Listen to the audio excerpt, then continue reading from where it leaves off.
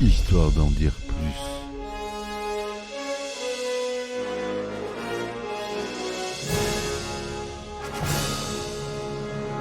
Eh ben attendez, on est en France. Allez, cul sec. Hop.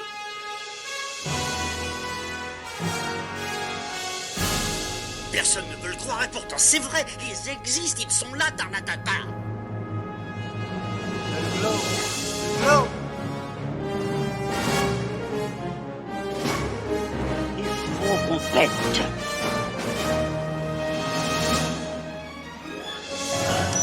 Voyons, circuit branché, correcteur temporel temporisé.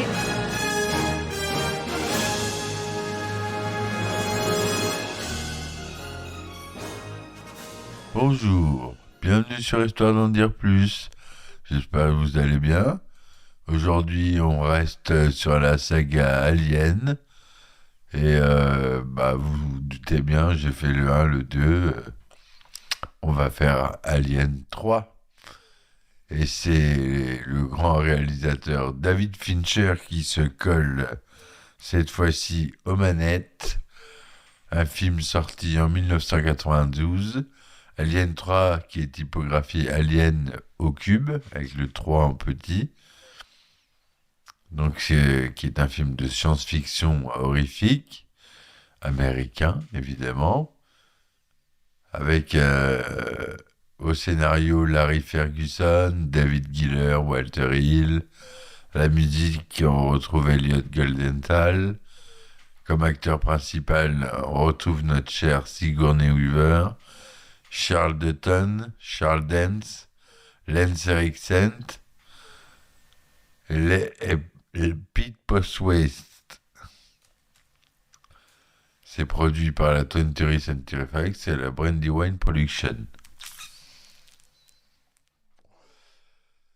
2179. Ellen Ripley et ses compagnons rescapés, la jeune Newt, le caporal X et l'androïde Bishop dorment en biostase à bord du vaisseau spatial USS Sulaco qui retourne vers la Terre après les événements de LV-426. Mais un facehugger est présent à bord et brise l'une des capsules de stase où ils dorment et son sang acide provoque un incendie.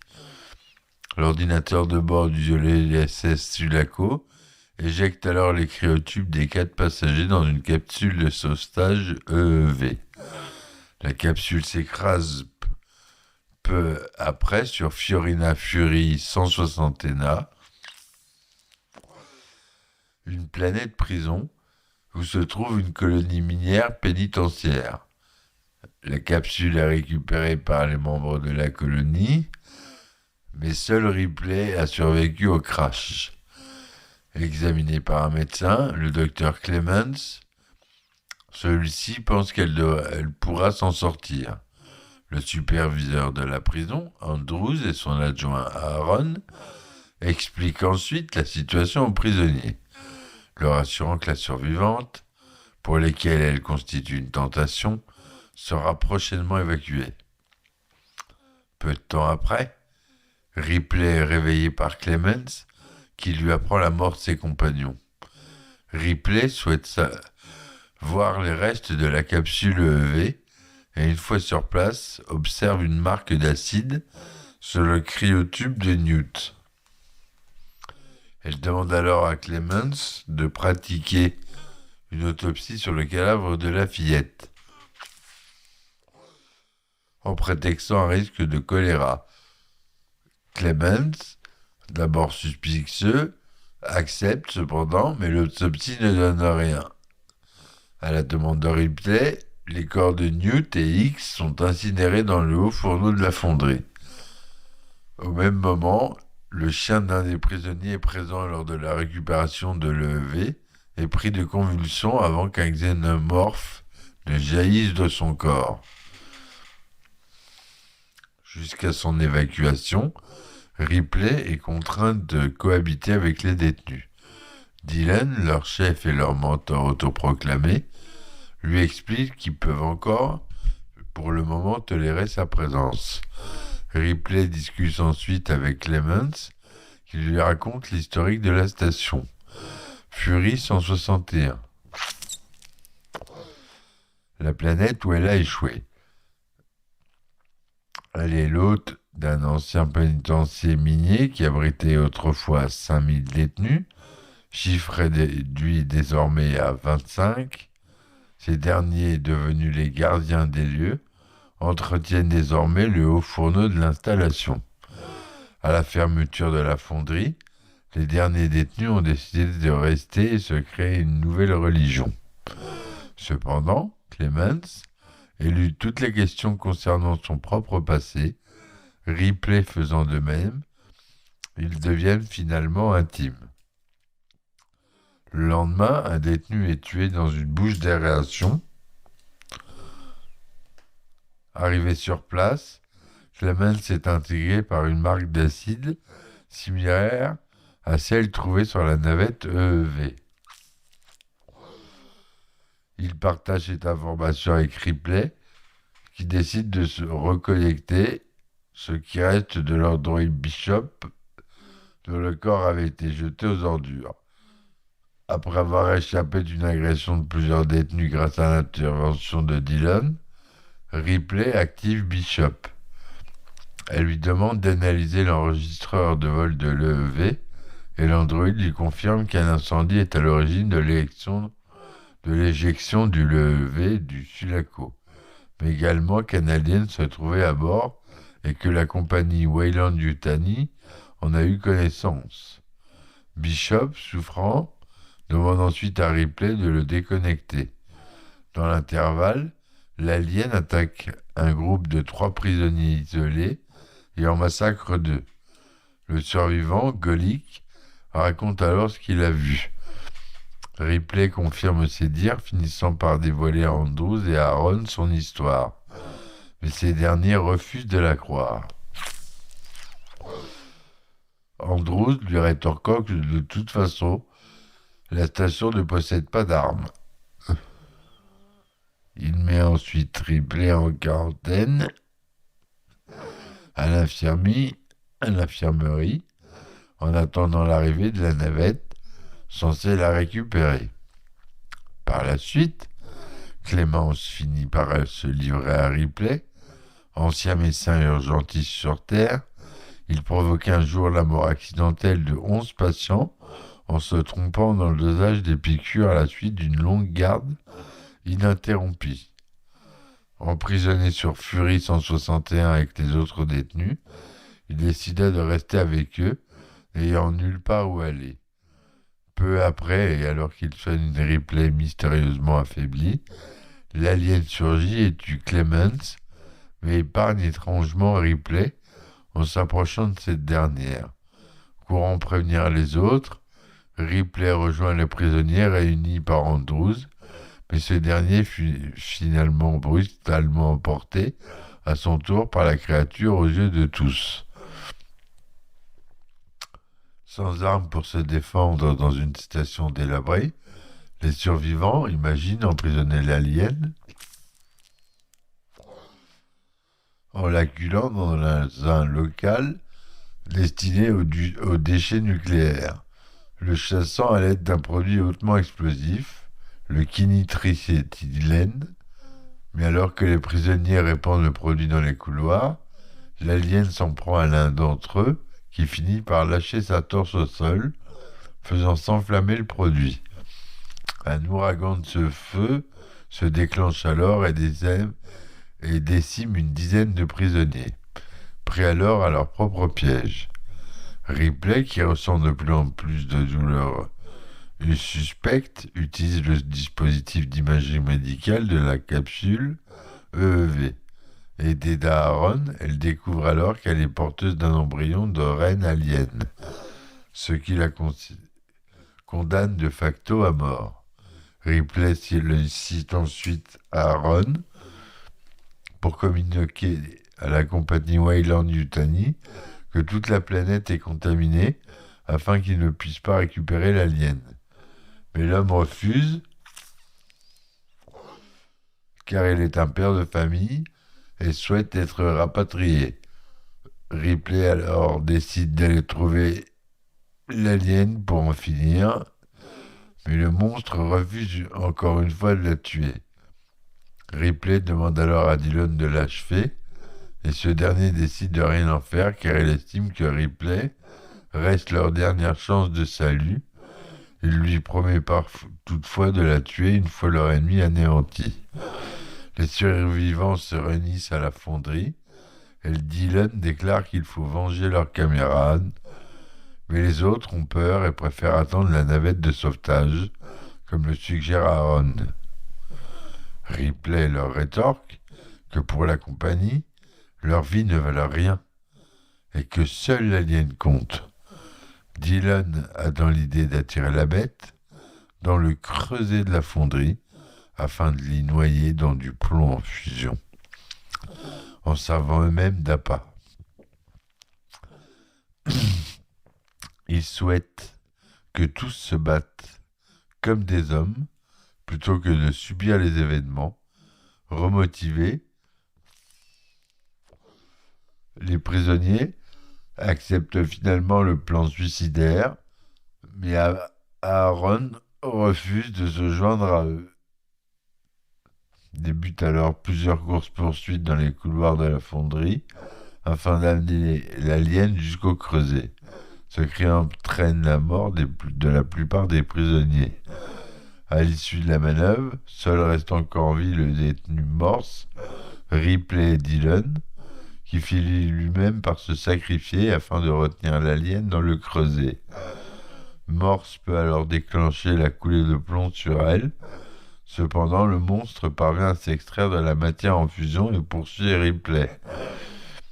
Elle parvient toutefois à atteindre et ouvrir une vanne d'eau froide qui asperge l'alien, l'explosion un violent choc thermique qui le fait exploser. Entre-temps, l'équipe de sauvetage de la compagnie a débarqué sur la planète et Aaron les mène à la fonderie. Les hommes armés sont menés par Michael Weyland, parfait sosie de l'androïde Bishop, en fait son créateur. L'homme tente de convaincre Ripley de se faire extraire son embryon par chirurgie, mais elle refuse, méfiante de ses intentions, et s'éloigne sur un portique roulant avec l'aide de Morse. Ce dernier est blessé par un garde, et Aaron, resté là jusqu'à la neutre, s'en prend physiquement à Weyland avant d'être abattu. Les supplications de Weyland n'y changeront rien. Ripley demande à Morse de l'amener au-dessus de la cuve en fusion du haut fourneau, et une fois en place, elle se sacrifie en se laissant tomber dans la cuve en fusion, tout en retenant la reine alien naissante de son corps. Peu après, la prison ferme ses portes, et les hommes de la compagnie quittent la planète, en emmenant Morse, le dernier prisonnier. De la capsule EV se fait entendre l'enregistrement sonore du journal de bord de Ripley, enregistré 57 ans plus tôt, à bord du Nostromo. Voilà pour l'histoire haletante de ce film, qui a une photographie extraordinaire. Hein. La photographie, c'est Alex Tunsom pour la principale équipe et Paul Bisson pour l'équipe secondaire. On a franchement une belle photographie dans ce film, une belle direction artistique de Fred Hall et Jim Marhan. Au décor, on a Norman Reynolds qui nous font un décor de prison bien cyberpunk, bien alien, bien Giger. On peut lui reconnaître ça.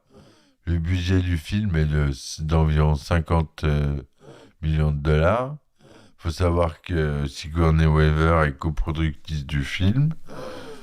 Elle a compris, après le premier film, qu'elle pouvait se faire des sous avec Alien. Donc elle a commencé à s'intéresser à la production.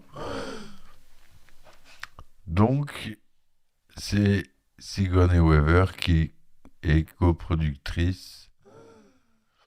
Au design des créatures, c'est toujours Monsieur Hatcher Giger. Les effets des aliens sont réalisés par Alec Gillis et Tom Woodruff, les fameux, que je trouve géniaux même, pardon. Donc c'est tourné en couleur en 35 mm de 39e cinémascope, son Dolby pour la version 35 mm, et la version 70 mm en 2/20 Panavision 70, son Dolby. Il y a 3 versions du film, la version originale de 114 minutes, une version à édition spéciale de 138 minutes et une édition version longue de 2003 qui dure 145 minutes. Le film est sorti aux États-Unis le 22 mai 1992, en France le 26 août 1992. À l'origine, la Fox contacte Brandywine Productions pour 2 nouveaux films. Les producteurs de la saga, David Giller et Walter Hill, envisagent plusieurs histoires disponibles. Ils élaborent alors une idée autour de la société Weyland-Yutani qui s'oppose à des humains à l'idéologie socialiste qui se séparent de la société et de la Terre. Sigourney Weaver n'aurait pas retrouvé son personnage d'Ellen Ripley que pour un cameo. Ce 3e film aurait été centré sur le personnage de X, incarné par Michael Biehn dans Aliens le Retour. Il est ainsi prévu que Ripley revienne dans un 4e film, ou alors elle serait engagée dans une bataille épique contre une multitude d'aliens créés par des terriens expatriés. Ce qui n'est pas du tout ce qui est arrivé, hein, pour la preuve. D'abord sceptique, la Fox décide de financer le projet de David Giller et Walter Hill, à condition que Ridley Scott dirige le film et que le 4e film soit tourné dans la foulée pour réduire les coûts de production, mais le cinéaste britannique est trop occupé par divers projets à cette époque. Le président de la Fox, Joe Ross, pense que le personnage de Sigourney Weaver est la pièce centrale de la saga et la seule femme soldat du cinéma. Un salaire de 5 millions de dollars est alors proposé à l'actrice, plus des bonus sur le box-office. William Gibson, pour le scénario, les producteurs approchent alors l'auteur cyberpunk américain William Gibson, très influencé par Alien, pour écrire le scénario. Il écrit un traitement pour l'histoire de Giller et Hill, centré sur X et Bishop, car Sigourney Weaver ne voulait tellement pas participer au projet à ce moment-là, et William Gibson imagine alors des tatouages code barre. L'idée est finalement conservée dans le film. William Gibson imagine une mutation génétique des aliens, réalisée par la compagnie spatiale Anchor Point. Le vaisseau spatial Sulaco avec X, Bishop et Ripley arrive à Anchor Point, lieu dirigé par l'UPP, Union of Progressive People. Ripley est dans le coma, à la suite d'un incendie causé par des aliens sur le Sulaco. X enquête alors sur la rumeur selon laquelle Weyland-Yutani a créé de nouveaux aliens. Le film se serait fini par un aperçu du 4e film, dans lequel X et l'UPP s'allient face à un ennemi commun qu'ils traqueront et détruiront jusqu'à la source. Tout comme le second film, celui-ci est très orienté vers l'action. Il introduit de nouveaux personnages et donne un nouveau souffle à la saga. Le studio n'est pas convaincu et demande à Gibson des réécritures. À la suite de l'arrivée de Renny Harlin comme réalisateur du film, William Gibson quitte finalement le projet. Eric Red écrit ensuite un nouveau script, centré sur les Marines des forces spéciales, montant à bord du Sulaco et découvrant que tous les survivants de la mission LV-426 ont été victimes des aliens. La seule référence aux 2 premiers films est un badge sur un scaphandre de cosmonaute déchiré portant le nom de Ripley. L'histoire a entièrement lieu dans une ville provinciale américaine, dans un dôme. Le scénario de Red reprend l'idée d'Alien, transformant des humains dans des cocons, scène coupée du premier film. Le scénario va plus loin dans l'horreur que les films précédents de la saga. C'est aussi le premier scénario à parler d'une créature mi-homme, mi-alien, qu'on retrouvera plus tard dans la version finale d'Alien la Résurrection. Le scénario réutilise aussi le virus alien, imaginé par William Gibson, qui crée alors des moustiques aliens, ainsi que du bétail alien, des chiens aliens, des poulets aliens, qui auront la capacité d'infecter la matière et la technologie. La station spatiale elle-même est infectée, transformée en une créature alien géante.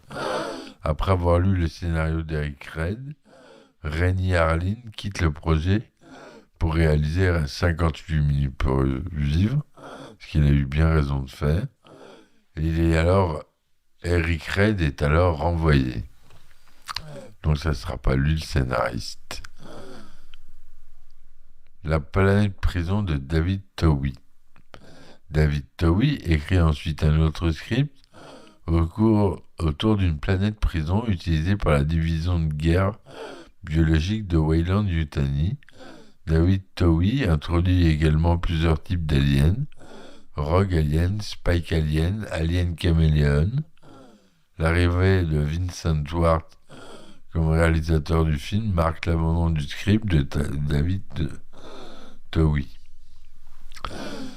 Vincent Ward devient le nouveau réalisateur du film et souhaite apporter ses idées à l'histoire. Il imagine avec le scénariste John Fasano une histoire dans laquelle le vaisseau de Ripley s'écrase sur un satellite monastère. Ils imaginent un design archaïque dominé par le bois. Le lieu serait habité par des moines ludistes. Alors, ludiste, c'est une expression de l'historien britannique Edward Peter Thompson.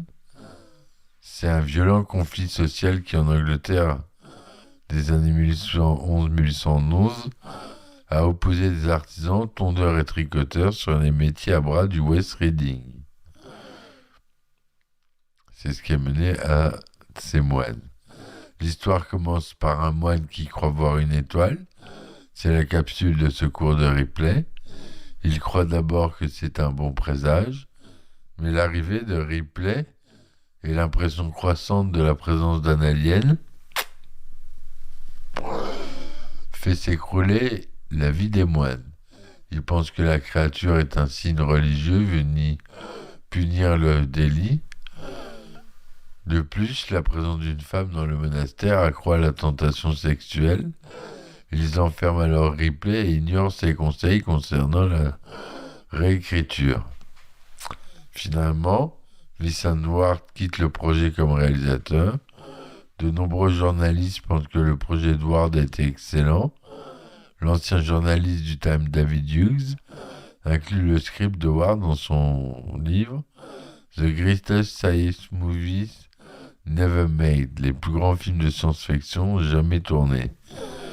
Quelques années plus tard, un article du magazine Empire relance l'intérêt autour de l'histoire de Vincent Ward.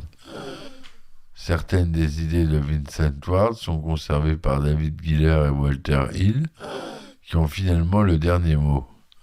De plus, une clause du contrat de Sigourney Weaver stipule que le script original doit être signé par Giler et Hill, qui sont les pères créateurs du personnage de Ripley. David Fincher est alors engagé comme réalisateur. Il intègre au projet l'auteur Rex Pickett, qui revisite l'histoire de Giller et Hill. Et bien qu'il soit finalement remercié par Giller et Hill, il a contribué à de nombreux éléments du script final. La suite du développement du film est chaotique, alors que le scénario est à peine esquissé. La production du film est lancée. L'histoire reçoit à plusieurs reprises des changements plus ou moins importants, alors que David Fincher est en train de tourner.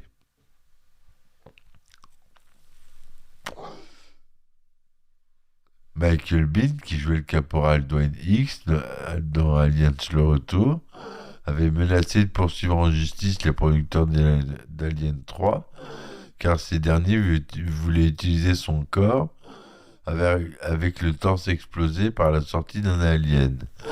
Michael Biehn, qui espérait reprendre son rôle dans cette suite, ne voulait pas que son image soit utilisée de la sorte.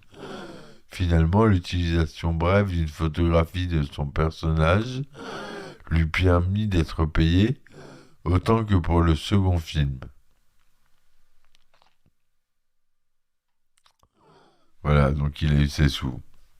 Comme quoi, suffit de réclamer. Le tournage débute le 14 janvier 1991 dans les Pinewood Studios, près de Londres, alors que le script n'est toujours pas achevé. Il a notamment lieu dans le célèbre plateau Albert Air Broccoli 007, où sont souvent tournées des scènes de James Bond. D'autres scènes sont tournées en Angleterre, dans la centrale électrique de Bliss, ainsi que dans le comté de Durham. Peu après la fin du tournage, certaines scènes avec Sigourney Weaver ont dû être retournées. Entre-temps, l'actrice a fait laisser repousser ses cheveux pour éviter qu'elle ne se rase à nouveau. Ses cheveux ont été cachés sous une prothèse en latex. D'après les superviseurs des effets spéciaux du film dans les commentaires audio du DVD, c'est le premier opus qui a utilisé des images de synthèse. Dans de rares scènes, cependant, notamment celles où on voit l'alien recouvert de plomb fondu. Les scènes spatiales, quant à elles, ont été réalisées avec l'usage traditionnel de maquettes. Et ouais, on avait encore des bonnes vieilles maquettes, super détaillées, ultra réalistes. Mais j'aime la 3D, hein. Vous savez bien. La musique est composée par Elliot Goldenthal, qui l'a enregistrée pendant les émeutes de 92 à Los Angeles, ce qui a un peu contribué à la nature de la musique. Des titres comme Wreckage and Rape, First Attack, Death Venge, Explosion and Aftermath, The Dragon, The Entrapment, Agnus Dei, des titres percutants, hein. Alien 3, il a reçu un accueil assez mitigé à sa sortie. 43% sur Rotten Tomatoes pour 56 critiques. 5,3 sur le consensus, qui dit que Alien 3 prend des risques admirables avec la mythologie de la franchise, mais beaucoup trop peu sont récompensés dans une suite peu scénarisée, dont les effets visuels élégants ne suffisent pas à raviver le manque de sensations fortes. Sur Metacritic, il obtient 59%, sur une base de 20 critiques, avis généralement favorable.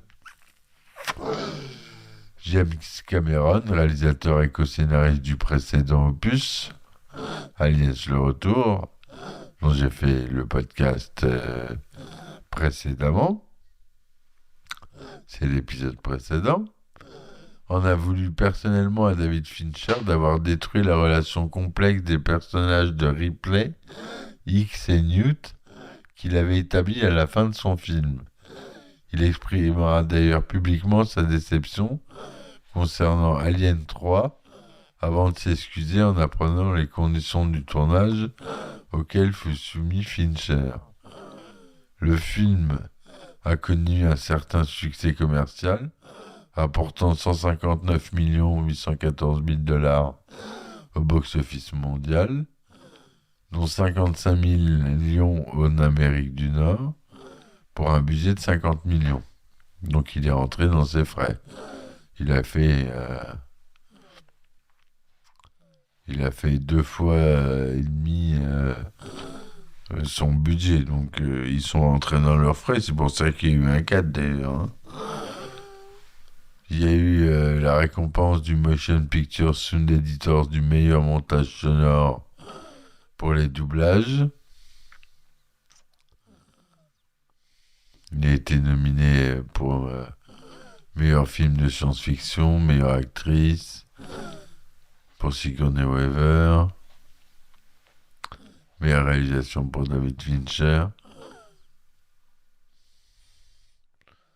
Il y a eu un jeu vidéo Alien 3 qui est sorti en 92, produit par Probe Software, enfin développé par Probe Software. Alien 3 The Gun, un jeu d'arcade de type shoot 'em up. Alors si vous connaissez un peu, c'est comment il s'appelle le jeu PC? C'est un jeu d'arcade aussi. Vous avez des cibles et en fait c'est pas vous qui déplacez le décor. Le décor se déplace tout seul. Voilà. Une série télévisée d'animation, Opération Aliens, est développée par la Fox avec une diffusion prévue pour coller à la sortie du film. Elle sera finalement abandonnée malgré l'avancée du projet.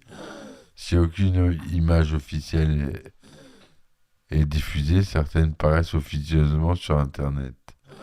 Alan Dean Foster a novélisé le film en 92. Dark Horse Comics a publié en 92 une adaptation du film en comics en 3 volumes, écrite par Stephen Grant et dessinée par Christopher Taylor. Par ailleurs, la version non utilisée du script de William Gibson est adaptée en bande dessinée, Alien 3 par William Gibson. Le scénario abandonné paraît en janvier 2020. John Christmas prend en charge des dessins et le scénario. Voilà mes amis ce que je voulais vous dire sur ce film, qui reste un bon film. Pour moi, tous les aliens, jusqu'au 4 en tout cas, sont cultes. Celui-ci est culte, c'est David Fincher quand même.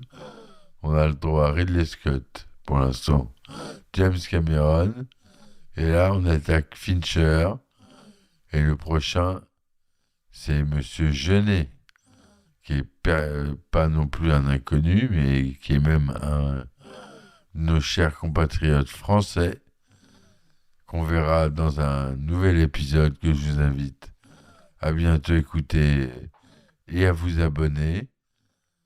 Merci. Abonnez-vous si ce n'est pas déjà fait pour ne pas louper les nouveaux épisodes. J'essaie de les sortir, mais j'ai beaucoup de travail, alors il n'y a plus de sorties tous les jours, c'est un petit peu tous les 2-3 jours. J'essaie de sortir le plus d'épisodes possible.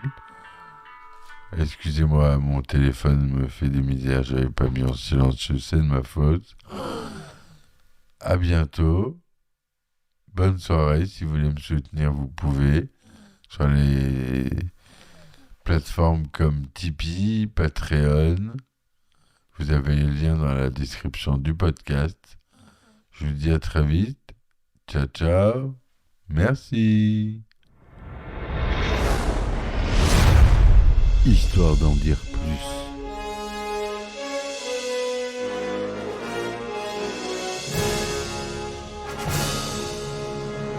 Eh ben attendez, on est en France. Allez, cul sec. Hop.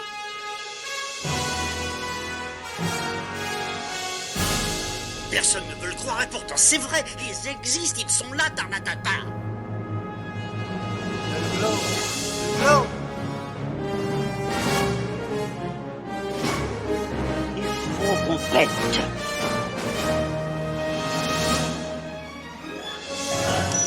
Voyons, circuit branché, correcteur temporel temporisé,